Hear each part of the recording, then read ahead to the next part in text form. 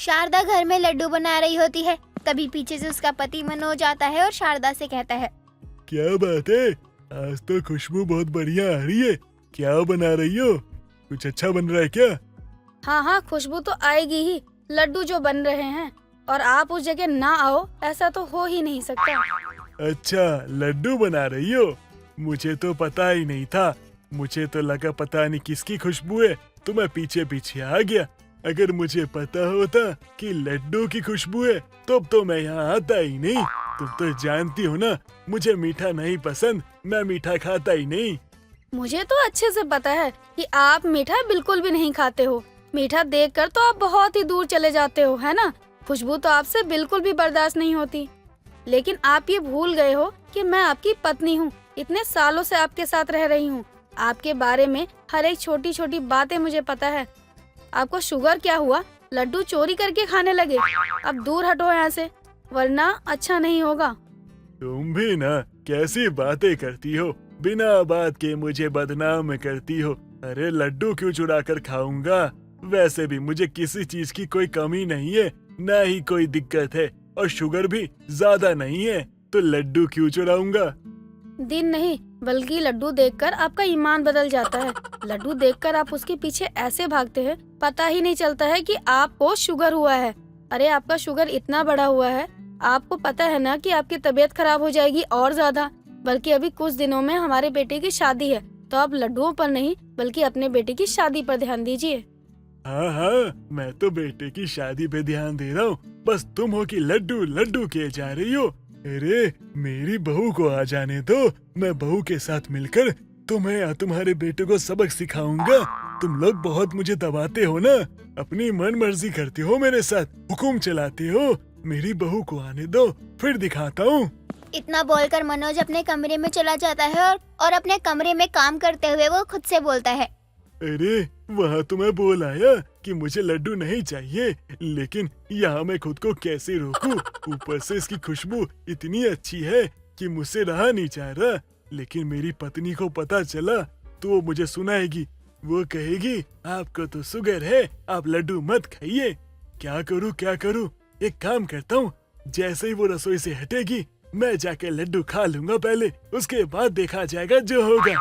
मनोज बार बार check कर रहा होता है कि उसकी बीवी रसोई से कहीं बाहर गई या नहीं गई। शारदा जैसे ही वहाँ से चली जाती है, शारदा के जाने के बाद ही वहाँ मनोज आता है और लड्डू खाने लगता है। तभी वहाँ शारदा वापस आती है और अपने पति को लड्डू खाता देखकर बोलती है, हो गया ना, मैं बोल रही थी आपसे कि लड्डू देखकर आपको काबू नहीं होता है। लेकिन तब तो बहुत बोल रहे थे कि मुझे लड्डू बिल्कुल भी नहीं पसंद है। मुझे अपनी सेहत का बहुत ख्याल है। मेरी बेटी की शादी है तो मेरा तो उस पर ध्यान है ना। अब क्या हुआ? मेरे जाते ही लपक लिया ना लड्डू। अरे कैसी बात कर रही हो? मैं तो यहाँ पानी पीने आया था तो देखा लड्डू बन चुके हैं, तो सोचा एक बार चक्कर देख लेता हूँ। अच्छे नहीं हुए, बेटे के ससुराल जाएंगे तो कहीं हमारी नाक न कट जाए, इसलिए लड्डू ठीक है नहीं है देख रहा था मैं। इतना बोलकर वो चला जाता है। मनोज को लड्डू इतना पसंद थे कि वो कहीं से भी लड्डू चुरा कर खाने लगता था। यहाँ तक कि अपने बेटे की शादी में भी लड्डू चुरा चुरा कर ही खा रहा था। अब मनोज की बहू आ जाती है तो वो बहू भी अब अपने ससुर पर रोक टोक करने लगती है कि वो लड्डू ना खाए ना खाए। और मनोज कहाँ है मानने वाला, वो भी लड्डू खाता रहता है। ऐसे ही कई दिनों तक चलता रहता है। कुछ दिनों बाद मनोज अपने घर में सो रहा था, तभी उसके पड़ोसन विमला आती है और मनोज की बहू प्राची से कहती है, अरे प्राची, अपने ससुर को समझा क्यों नहीं रही है? डायबिटीज का पेशेंट है तेरे ससुर और भर भर के लड्डू खा रहे हैं। मैंने आज देखा कि वो कल्लू हलवाई के पास चोरी छुप के लड्डू खा रहे थे। मैं तो परेशान हो गई ससुर जी से। अरे हद होती है, खुद का भी ख्याल नहीं रखते। मैं क्या इनके आगे पीछे तो लगी नहीं रहूंगी ना। मुझे पता होता तो मैं बाहर जाने ही नहीं देती। पता नहीं इतने बड़े हो गए हैं, उन्हें समझ में नहीं आता। बहू कोई बात नहीं, तो इतना भी परेशान मत हो जाएगा सब ठीक। आंटी अच्छा हुआ आपने मुझे बता दिया। वैसे तो कुछ नहीं कर सकते, लेकिन देखती हूँ ससुर जी अगर मानेंगे तो अच्छी बात है, पर नहीं मानेंगे तो मैं क्या ही करूँगी। अब तो प्राची भी अपने ससुर से हार चुकी थी, इसलिए वो उसको कहीं बाहर भी नहीं जाने देती। एक दिन घर पर ही उसकी माँ उससे मिलने के लिए आती है और साथ में लड्डू का डब्बा भी लेकर आती है। अरे बहन जी, आप आने वाली हैं, आपने हमें बताया क्यों नहीं? बता दिया होता। माफ करे बहन जी, वो क्या है ना, मैं यहाँ से गुजर रही थी तो मैंने सोचा क्यों ना बेटी के ससुराल से हो ही आऊँ। वो क्या है ना, बहुत दिन हो गए थे प्राची से मिले हुए और मुझे बच्चों की भी बहुत याद आ रही थी। अगर आपको कोई तकलीफ हुई है तो उसके लिए मैं माफी चाहती हूँ आपसे। ये कैसी बातें कर रही हैं? अरे ये आपका भी तो घर है, आपका जब मन करे आप तब आ सकती हैं। सब लोग बातें करने लग जाते हैं। कुछ देर बाद ही प्राची अपनी माँ के लाए हुए मिठाई का डिब्बा खोलती है तो देखती है उसमें कुछ भी नहीं होता। ये देखकर प्राची अपनी माँ से कहती है, माँ इसमें तो कुछ भी नहीं है, एक भी मिठाई नहीं है। अब खाली डब्बा लाई हैं क्या आप मेरे ससुराल में? अरे ऐसे कैसे हो सकता है?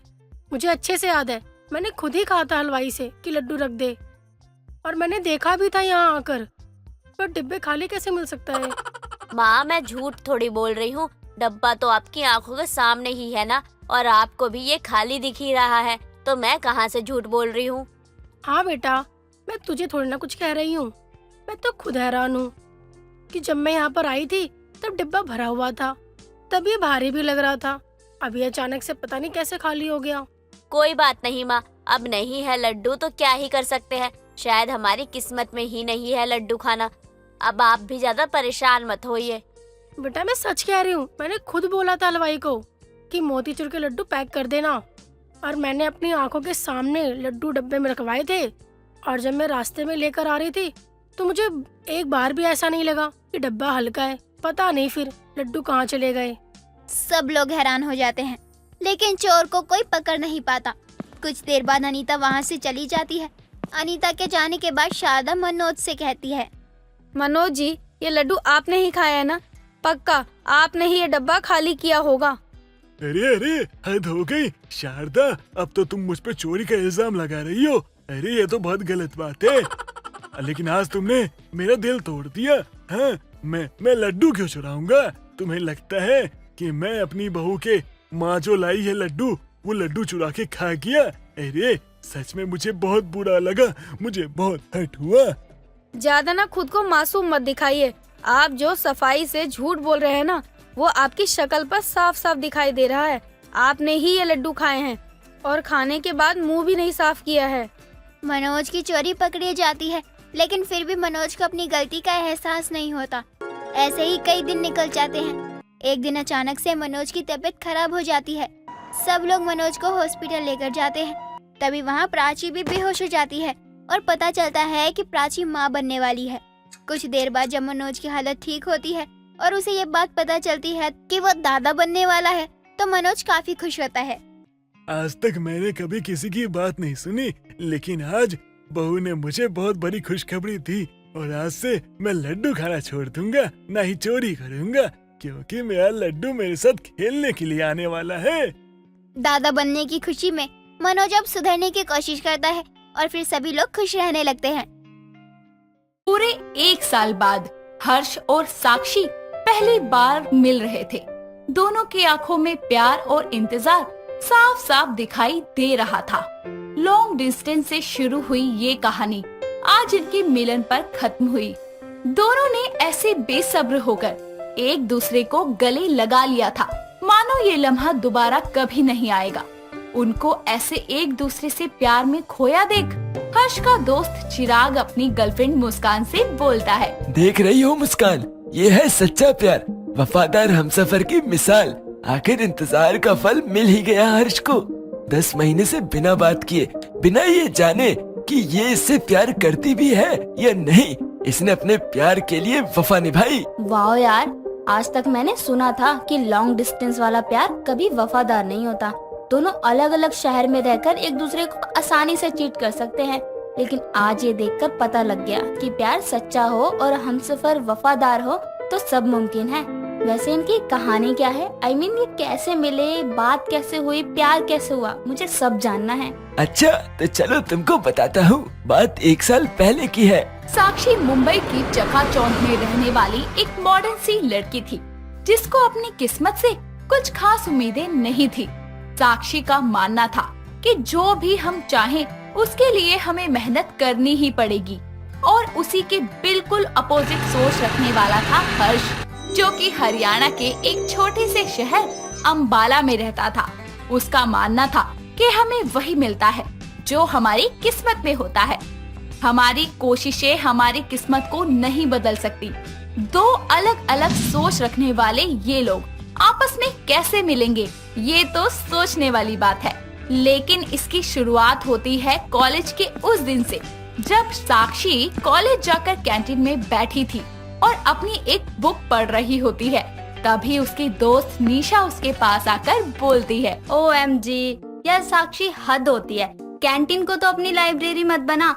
और तेरा फोन कहाँ है? कब से कॉल कर रही हूँ, पिक नहीं करना तो फोन ही मत रखा करना। बस बस मेरी जान, इतना गुस्सा क्यों कर रही हो? ये रहा मेरा फोन, साइलेंट पर था। इस डब्बे का इस्तेमाल भी कर लिया कर, पता नहीं क्यों रखा है, जब तू कोई सोशल मीडिया ऐप यूज ही नहीं करती तो।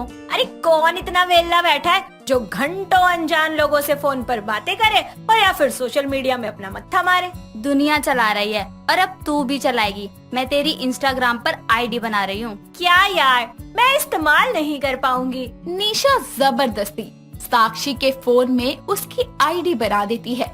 तो वहीं दूसरी तरफ हर्ष अपनी जिंदगी में खुश एक दिलदार लड़का था, जो कॉलेज में जाकर अपने दोस्त चिराग को अपनी इंस्टा आईडी दिखाते हुए बोलता है, देख चिराग, मेरे 10,000 फॉलोअर्स हो गए, पर रियलिटी में तुझे 10 लोग भी नहीं जानते। अबे साले, क्या फायदा इन सब का जब तेरी जिंदगी में एक लड़की तक नहीं है।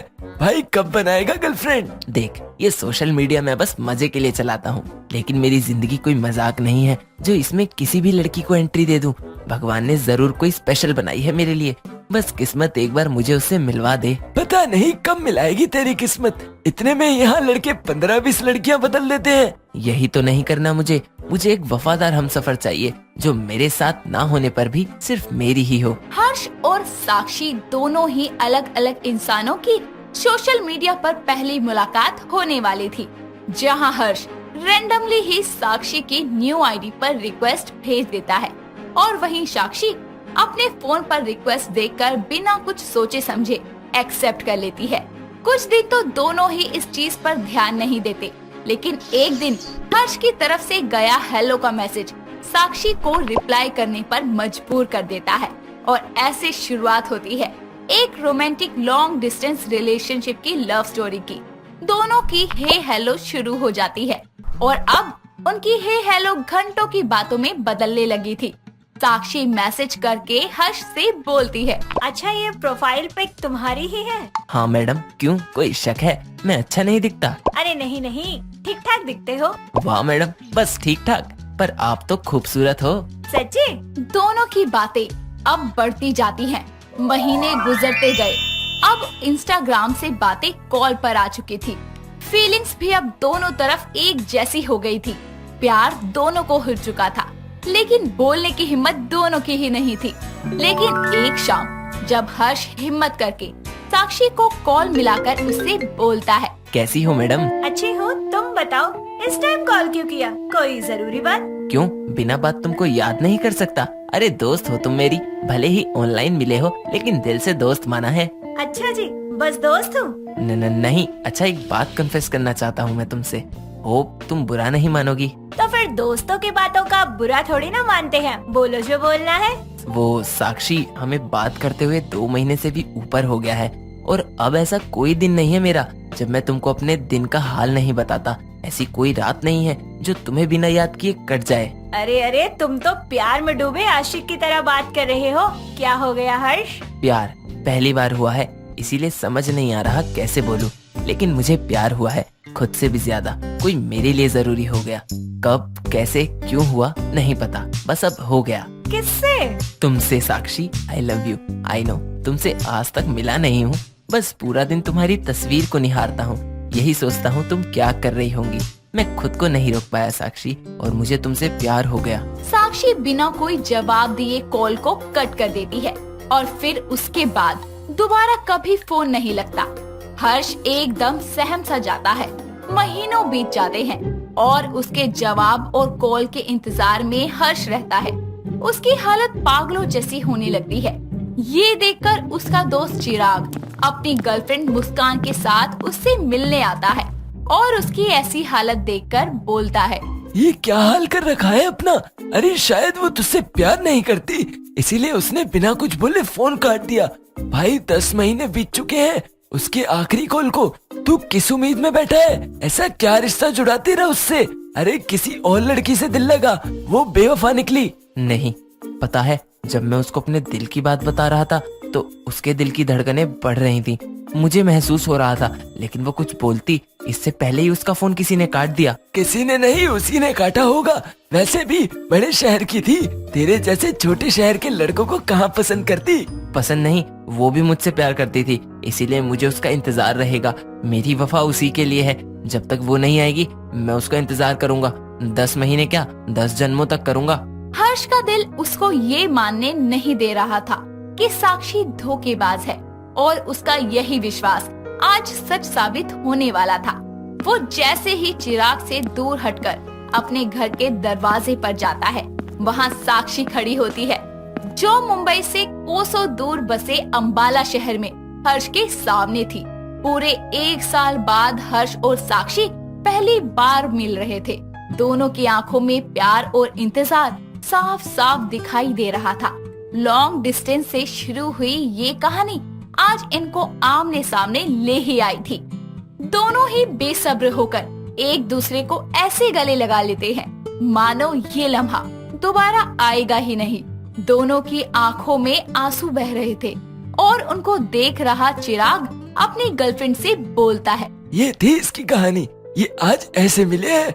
दोनों के मन में हजारों सवाल हैं, लेकिन देखो बिना कुछ बोले, बिना कुछ पूछे, बस एक दूसरे के गले लगे खड़े हैं। वाह यार, क्या ब्यूटीफुल लव स्टोरी है। सच में भगवान इनको कभी अलग ना करे। अब अच्छा चलो हम चले, पहली बार मिले हैं, इनको कुछ साथ वक्त गुजारने दो। चिराग और मुस्कान वहाँ से चले जाते हैं। साक्षी और हर्ष एक दूसरे को देखकर बहुत खुश होते हैं। जैसे ही हर्ष कुछ बोलने जाता है, साक्षी उसके मुंह पर हाथ रखते हुए बोलती है, कुछ मत बोलो, मैं सब कुछ जानती हूँ कि तुम क्या बोलना चाहते हो। यही कहना चाहते हो ना कि कहाँ थी मैं इतने महीनों से? क्यों उस दिन बिना जवाब दिए ही मैंने तुम्हारा कॉल काट दिया और अचानक से आज तुम्हारे सामने आ गई? हाँ, सवाल तो यही है, पर बस ये जानने के लिए कि तुम्हारे साथ क्या हुआ, क्योंकि तुम पर शक तो मुझे अपने सपने में भी नहीं हुआ। जानती हूँ, और तुम्हारे प्यार और वफा ने ही मुझे इतनी हिम्मत दी कि आज मैं तुम्हारे सामने आ पाई हूँ, वरना उस दिन क्या? जब तुमने उस दिन कॉल पर मुझे प्रपोज किया था तो मैं बहुत ज्यादा खुश थी। इतनी खुश थी कि फोन लाउड स्पीकर पर रखकर मैं तुम्हारी बातें सुन रही थी। खुशी खुशी में मैं ये भूल ही गई कि घर में और भी लोग हैं। जब मैं तुम्हारी बातें सुन रही थी तो मेरे साथ साथ मेरे भाई ने भी वो सब सुन लिया, जिसके बाद उसने गुस्से में मेरे कमरे में आकर कॉल कट कर दिया और मुझे बहुत मारा, बहुत सुनाया और घर वालों के साथ मिलकर मेरी शादी के लिए रिश्ता भी तलाशने लगा और मेरा रिश्ता पक्का भी कर दिया। कल मेरी शादी है और आज मैं यहाँ हूँ। यहाँ कैसे आई? किसकी मदद से? मेरी दोस्त निशा की मदद से। उसने ही मुझे मेरे घर से भागने में मदद की थी। मैं अपने घर से यहाँ तक बस यही सोचती आई कि कहीं तुम अपनी जिंदगी में आगे न बढ़ गए हो, लेकिन तुमको देखकर आज मुझे यकीन हो गया कि आज भी दुनिया में वफादार हमसफर जिंदा है। शायद तुम्हारी इसी वफा ने, इसी प्यार ने मुझ में इतनी हिम्मत भर दी कि मैं आज तुम्हारे पास दोबारा चली आई। किस्मत ने तो हम दोनों को मिलवाया है। आज तुमको अपने पास देखकर मैं बहुत खुश हूँ। अब तुम्हारा भाई या कोई भी आ जाए, तुमको मुझसे दूर नहीं कर सकता। अच्छा सुनो, मुझे तुम्हें कब से एक बात बतानी थी, वो ये है, I love you Harsh, I really really love you. Sakshi के इतना बोलते ही हर्ष उसको वापस से गले लगा लेता है और दोनों की प्रेम कहानी, जो 2 अलग अलग शहरों से शुरू हुई, आज पूरी हो गई। हर्ष जीवन भर के लिए साक्षी को अपना बना लेता है और एक वफादार हमसफर होने की मिसाल पूरी दुनिया के सामने रखता है। एक रात सुमेधा अपनी बहू बरखा को समझाते हुए कहती है, बहू कब तक तू मेरा ही ध्यान रखती रहेगी? अब तो इतना समय हो गया है, तू दूसरी शादी कर ले। तो क्यों इस बुढ़िया के पीछे अपनी जिंदगी खराब कर रही है? किसने कहा मैं अपनी जिंदगी खराब कर रही हूँ? मैं तो आपकी सेवा में ही बहुत खुश हूँ। बेटा, भगवान तो जैसी बहू सबको दे, लेकिन तू मेरी बात को भी समझना। अगर तेरी शादी हो जाएगी तो तेरी जिंदगी खुशियों से भर जाएगी। ठीक है, आप अपनी बात को ही समझाओ। बेटा, मेरे बेटे को मरे हुए कितना समय हो गया है और अभी तो तेरे आगे पूरी जिंदगी पड़ी है, तो तू कब तक अपनी जिंदगी के रंगों को बेरंग रखेगी? माँ जी, शादी तो एक ही बार होनी होती है और मेरी हो गई है ना। आप क्यों मेरी दूसरी शादी करवाना चाहती हो? आपको मैं क्या आपके साथ अच्छी नहीं लग रही हूँ? मेरे अच्छे लगने के चक्कर में मैं तेरी जिंदगी थोड़ी बर्बाद कर दूं? अच्छा, ये सब बात यहीं खत्म करो और सो जाओ, वरना सुबह जल्दी आँख नहीं खुलेगी। जब भी तुझसे शादी की बात करो तो बात को काट कर चली जाती है। कभी तो इस बुढ़िया की बात को समझा करना। हाँ बिल्कुल समझूंगी, लेकिन अभी नहीं। अभी आप सो जाओ, हम कल बात करेंगे। इतना बोलकर बरखा सुमेधा को सोने की बोलकर अपने कमरे में चली जाती है और इसी तरह आए दिन सुमेधा बरखा को शादी के लिए बोलती रहती और बरखा हमेशा बात को टाल देती। लेकिन सुमेधा भी अपनी बात पर अड़ी रहती है और बरखा को मनाने की कोशिश करती है। लेकिन जब इतनी कोशिशों के बाद भी बरखा शादी के लिए नहीं मानती, तो सुमेधा बरखा के लिए लड़का देखना शुरू करती है। और जब ये बात बरखा को पता लगती है, तो बरखा सुमेधा के पास जाकर कहती, वो मना किया था ना मैंने, लेकिन आप फिर मेरी शादी के लिए लड़के देख रहे हो। आपको क्यों मुझे इस घर से भगाना है? भगाना नहीं, तेरी दूसरी शादी करवाना चाहती हूँ। अब तो ये जैसे मेरा सपना ही बन गया है, तेरी भी दूसरी शादी होगी। आप मेरी बात क्यों नहीं सुन रही हो? मुझे करनी ही नहीं है शादी, फिर क्यों आप मेरे लिए लड़के देख रहे हो? तेरी सुन कर ही तो इतना समय खराब कर दिया, लेकिन अब नहीं, अब जो बोलूंगी वही होगा घर में। ठीक है, जो करना है करो, लेकिन जब लड़के मुझे देखने के लिए आए तो मुझे बता देना। मैं भी तो तैयार होकर बैठूंगी कि वो लोग आ जाए और मैं भूत बनकर घूम रही हूँ। इतना बोलकर सुमेधा बरखा के लिए लड़का देखती रहती है और सुमेधा को बरखा के लिए एक अच्छा सा लड़का मिल जाता है और वो उसे अपने घर पर खाने पर बुलाती है। कुछ दिनों बाद लड़का मनीष अपनी माँ सुनीता के साथ सुमेधा के घर आता है और आपस में सबकी बातें होती है। तभी मनीष की माँ सुनीता कहती है, बहन जी, आपकी बहू की शादी हो रखी है और आप उसकी दूसरी शादी करवा रहे हैं, ये तो गलत बात है ना? जी, बरखा मेरी बहू नहीं बेटी है और मैं। माँ, इसमें गलती क्या है? दूसरी शादी करना क्या पाप है इस धरती पर? और इन्होंने मुझे पहले ही सारी सच्चाई बता ही रखी है। बहन जी, अब मेरा बेटा नहीं रहा तो इसमें मेरी बहू की क्या गलती है? ये तो एक दुर्घटना है, वो तो कहीं भी किसी के साथ भी हो सकती है ना। हाँ, आपकी बात तो सही है, लेकिन यही कि मुझे तो बहुत ही पसंद आई है। आप बताओ माँ, आपको अच्छी नहीं लगी क्या बरखा? ठीक है, इतना भी क्या खास है इसमें? खास यही है कि अब यही बनेगी आपके घर की बहू और कुछ नहीं। तू एक विधवा को घर की बहू बनाएगा? ये मैं नहीं होने दूंगी। मुझे बरखा बहुत ही पसंद है और अब मैं उससे शादी भी करना चाहता हूँ। मैं बस आपसे इजाजत मांग रहा हूँ। ठीक है, अगर तुझे ये पसंद है तो मुझे क्या परेशानी होगी, लेकिन तेरी माँ होने के नाते मैं इसलिए ये कह रही थी क्योंकि मुझे डर था कि भगवान ना करे कि तेरे साथ कुछ गलत हो। लेकिन बहन जी ने सही कहा था कि बरखा की कोई गलती नहीं है, यह तो एक हादसा था। इतना बोलकर मनीष भी अपनी माँ को शादी के लिए मना लेता है और दोनों की शादी फिक्स हो जाती है। कुछ ही दिनों बाद दोनों की शादी की तैयारियां होती है। शादी की तैयारियां चल ही रही थी कि एक दिन बहुत जोरों की बारिश होती है। माँ जी, अब आप ही बताओ, इतनी बारिश में शादी कैसे होगी? यहाँ किसी का खड़ा होना मुश्किल हो रहा है, तो मेरी शादी कैसे होगी? हाँ तो क्या हुआ, बारिश आज है, ये तो जरूरी नहीं है ना कि कल भी बारिश होगी और कल तक सब सूख जाएगा। और शादी कौन सा आज ही हो रही है? इतने दिन है अभी, आराम से सब हो जाएगा। माँ, आपको तो कुछ समझ ही नहीं है। भगवान यहाँ इशारे पे इशारे दिए जा रहे हैं और आप हो के उन इशारों को हवा दे रही हो। तू बकवास मत कर, मेरी बहू की शादी है। चल अब जल्दी से आम कटवा। सुमेधा बरखा की शादी की तैयारियां करने लगती है और कुछ ही दिनों बाद बरखा की शादी का समय और नजदीक आता है और शादी से एक दिन पहले हल्दी की रस्म थी कि तभी बहुत जोरों की बारिश होती है।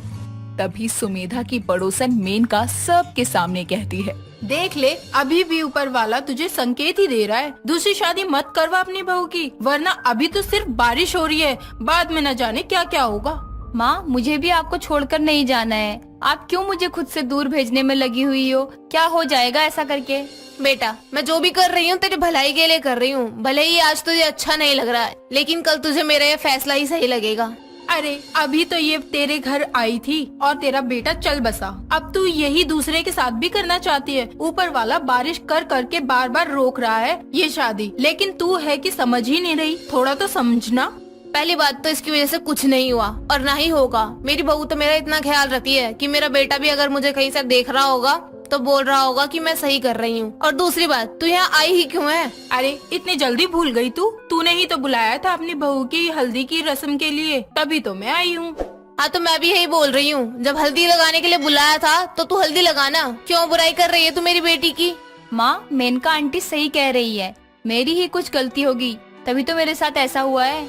चुप कर, तेरी कोई गलती नहीं है। और तू किसी की बातों पर ध्यान मत दे, लोगों का तो काम ही होता है बोलना। तू अपनी हल्दी पे ध्यान दे। अच्छा चल, तेरी सारी बातें सही है, लेकिन तू खुद सोच, अगर तू अपनी बहू की शादी करवा देगी तो तेरे बुढ़ापे का सहारा कौन रहेगा? तू अकेले कैसे रहेगी? कोई तो होना चाहिए ना तेरे लिए। और तू है कि मेरी बातों को दिल से लगा रही है।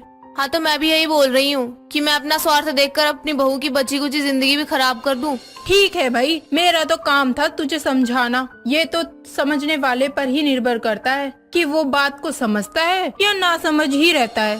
इतना बोलकर मेनका वहाँ से चली जाती है और जैसे तैसे बरखा की हल्दी का कार्यक्रम होता है। अगले दिन जब बरखा की शादी के लिए बारात अपने घर से निकलती है तो फिर जोरदार बारिश होती है और सभी जगह ब्लॉक हो जाती है और बारात आ नहीं पाती। तब फिर मेनका सुमेधा के पास आकर कहती है, अभी मैं ही तुझे गलत लग रही हूँ क्या? तू खुद देख लेना, सारी तैयारियाँ हो गई है और बारिश है कि रुकने का नाम नहीं ले रही है। अब बारात आए तो कैसे आए? मेरी बात मान, तो अभी भी समय है, रोक दे ये शादी। मेनका सुमेधा के कान भर ही रही थी कि तभी वहाँ मनीष और सुनीता कुछ ही बाराती के साथ जैसे तैसे भीगते हुए आते हैं और उन्हें देखकर मेनका सीधा सुनीता के पास जाकर कहती है, आपका बहुत बहुत शुक्रिया, मुझे तो लगा आप आ ही नहीं पाओगे शादी के लिए। अरे वाह, अभी तो कुछ बोल रही थी और अभी बारात के आते ही पलट गई तुम। ये सब छोड़ो ना बहन जी, आप शादी पर ध्यान दो। हमें बहू को भी लेकर जाना है, घर पर बहुत सारी रस्में होती हैं, उन सारी रस्मों को भी करवाना है। हाँ वो तो सही ही बोल रही हो, ऐसी शादी शायद ही किसी की हुई होगी। बारिश में बहू की दूसरी शादी, भगवान ने भी मेरी बहू को आशीर्वाद दिया है। हाँ बहन जी, आप सही कह रही हैं, भगवान ने बच्चों को आशीर्वाद दिया है। अब बस भगवान से यही प्रार्थना है कि इन दोनों की जोड़ी सलामत रहे और बहू भी अच्छे से घर को संभाल ले। सुमेधा अपनी बहू की बारिश में भी बहुत अच्छी तरह से शादी करती है और शादी के बाद बरखा मनीष के साथ खुशी खुशी रहती है।